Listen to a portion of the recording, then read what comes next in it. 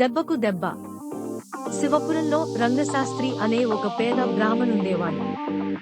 అతను తను అప్పటివరకు కష్టపడి సంపాదించిన ధనంతో ఒక రోజున కాలినడకన కాశీకి ప్రయాణమయ్యాడు. మార్గమధ్యంలో అక్కడక్కడ కొన్ని గ్రామాలలో బస చేస్తూ ఒక చిట్టడవిని చేరుకున్నాడు రంగశాస్త్రి. అడవిలోని రకరకాల పండ్లు, కాయలతో ఆకలి తీర్చుకుంటూ ఒక చింత చెట్టును సమీపించాడతడు. అది పచ్చ చిగురులతో నవనవలాడుతూంది. ఆ చింత చిగురును చూడగానే రంగశాస్త్రికి నోరూరింది. తినగలిగినంత తిని ఇంకా కొంత మూట కట్టుకుని తిరిగి ప్రయాణమయ్యాడు. దారిలో కనిపించిన సెలయేటిలో తీయని నీటితో దాహం తీర్చుకున్నాడు రంగశాస్త్రి. చివరకు అడవిని దాటి ఒక కుగ్రామం చేరుకున్నాడు. ఆ రోజుకు అక్కడ విశ్రమింపదలచి చక్రదత్తుడను గృహస్థుని ఇంట ఆశ్రయం పొందాడు. తన వద్దనున్న చింత చిగురును కానుకగా స్వీకరించవలసినదిగా కోరాడు రంగశాస్త్రి. చక్రదత్తుడు ఆ కానుకను ఆనందంగా స్వీకరించాడు. చక్రదత్తుని భార్య పంకజం పాకశాస్త్ర ప్రవీణురాలు. ఆమె చింత చిగురుతో చక్కని వంట తయారు చేయగా చక్రదత్తుని తండ్రి వజ్రదత్తుడు, రంగశాస్త్రి, చక్రదత్తుని భార్య, చక్రదత్తుడు నలుగురు కలిసి భుజించారు. మరునాటి ఉదయం చక్రదత్తుని ఇంటి ముందు కలకలానికి ఉలిక్కిపడి నిద్రలేచాడు రంగశాస్త్రి. రాత్రి ఆరోగ్యంగా ఉన్న చక్రదత్తుని తండ్రి వజ్రదత్తుడు తెల్లారేసరికి ఆకస్మిక మరణం చెందాడని గుర్తించి ఆశ్చర్యచకితుడైనాడు. ఆశ్చర్యం నుండి తేరుకునే లోపే గ్రామభటులు బలవంతంగా రంగశాస్త్రిని లాక్కుని వెళ్లి న్యాయాధిపతి సమక్షంలో నిలిపారు. రంగశాస్త్రికి అంతా అయోమయంగా ఉంది. ఇంతలో న్యాయాధిపతి వచ్చి తనకు కేటాయించిన ఆసనములో ఆసీనుడయ్యాడు. విచారణ ప్రారంభమైంది. ముందుగా చక్రదత్తుడు, ప్రభు, పరదేశి అని కూడా చూడకుండా నేను నా ఇంట ఆశ్రయం ఇచ్చినందుకు ఎటువంటి కృతజ్ఞతాభావం లేకపోగా విషప్రయోగంచే నా కుటుంబానంతా తుదముట్టించాలని, నా సంపదనంతా దోచుకోవాలని పన్నాగం పన్నాడు ఈ రంగశాస్త్రి. మీరే నాకు తగిన న్యాయం చేయాలి ప్రభు అని విన్నవించుకున్నాడు. నీవు చేసే అభియోగానికి తగిన సాక్ష్యం ఏమైనా ఉందా? ప్రశ్నించాడు న్యాయాధిపతి. లేకనేం ప్రభు, ఉంది. మంత్రశక్తితో చింతచిగురును విషంగా మార్చాడు ఈ రంగశాస్త్రి. ఆ విష ప్రభావాన విగత జీవిగా మారిన నా తండ్రే ఇందుకు సాక్ష్యం. నీ తండ్రిని చంపినందువలన అతనికి కలిగే లాభం ఏమిటి? ప్రశ్నించాడు న్యాయాధిపతి. ప్రభు, ఇందాకనే విన్నవించుకున్నాను కదా ప్రభు, నా కుటుంబానంతా విషప్రయోగంతో చంపి నా సంపదనంతా కాజేయాలని పన్నాగం పన్నాడని. మరైతే మిగిలిన మీరంతా ఎందుకు మరణించలేదు? అది మేము వెంటనే విరుగుడు మందు తీసుకోవడం వల్ల చావు తప్పి విరోచనాలు, వాంతులతో బయటపడ్డాం. మరి రంగశాస్త్రి కూడా మరణించాలి కదా ప్రభు. రంగశాస్త్రి మాయలు, మంత్రాలు తెలిసిన మాయవి. అతనికి ఏ విష ప్రభావము ఉన్నది. రంగశాస్త్రి, దీనికి మీ సంజాయిషి ఏమిటి? ప్రశ్నించాడు న్యాయాధిపతి. ప్రభు, చింత చిగురును ఇచ్చిన మాట వాస్తవమే కాని దానిని విషంగా మార్చడం అనేది అబద్ధం. నాకు ఎలాంటి అతీత శక్తులు లేవు, నన్ను నమ్మండి. నిన్నటి రాత్రికి సజీవంగా ఉన్న వ్యక్తి చింత చిగురుతో వండిన పదార్థం తిన్న తరువాత మరునాటి ఉదయానికి శవంగా మారాడు. అవునా కాదా? సూటిగా ప్రశ్నించాడు న్యాయాధిపతి. అవును ప్రభు, కాని అతని మరణానికి నాకు ఎలాంటి సంబంధం లేదు ప్రభు. ఇంకేమీ మాట్లాడకు.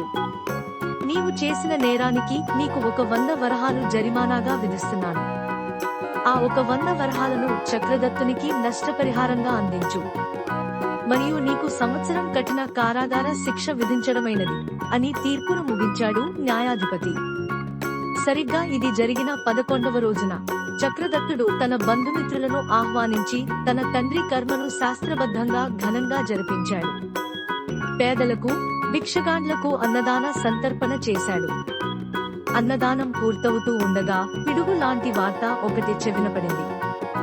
అన్నదానానికి వచ్చిన భిక్షగాళ్లలో ఒక వృద్ధుడు మృతి చెందాడట. అతని సోదరుడు కోపోద్రిక్తుడై చక్రదత్తుని పైకి తగాదాకి వచ్చాడు. కొద్ది క్షణాల్లోనే జనం పోగయ్యారు. విషయం తెలిసి గ్రామభటులు వచ్చి చక్రదత్తుడిని, వృద్ధుని శవాన్ని, వృద్ధుని సోదరుని న్యాయాధిపతి వద్దకు తీసుకువెళ్లారు. న్యాయాధిపతి విచారణ ప్రారంభించాడు. చనిపోయిన వ్యక్తి మరణానికి దారి తీసిన పరిస్థితులేమిటి? వృద్ధుని సోదరుని ఉద్దేశించి ప్రశ్నించాడు న్యాయాధిపతి. ప్రభూ, చనిపోయిన వ్యక్తి స్వయానా నా సోదరుడు, మా కుటుంబానికి ఆధారం. ఏదో అన్నదానం జరుగుతుందని ఆశపడి వెళ్లి ప్రాణం మీదకు తెచ్చుకున్నాడు. ఈ సామి పాయసాన్ని విషంగా మార్చటం వల్లనే నా సోదరుడు మరణించాడు. నాకు తగిన నష్టపరిహారాన్ని ఇప్పించి నన్నాదుకోండి అన్నాడు వృద్ధుని సోదరుడు. దానికి చక్రదత్తుడు వెంటనే, ప్రభూ, నాకేమీ గారడీ విద్యలు రావు. నేనేమిటి పాయసాన్ని విషంగా మార్చటమేమిటి? అతన్ని చంపవలసిన అవసరం నాకేమిటి ప్రభూ అన్నాడు. అతని ఆస్తి కాజేసేందుకు చంపావేమో అనుమానం వ్యక్తం చేశాడు న్యాయాధిపతి. ప్రభూ, ముఖం తెలియని వ్యక్తిని గురించి, అతని ఆస్తిపాస్తుల గురించి నాకెలా తెలుస్తుంది? నిజంగా ఈ హత్యకు నాకు సంబంధం లేదు. నన్ను నమ్మండి.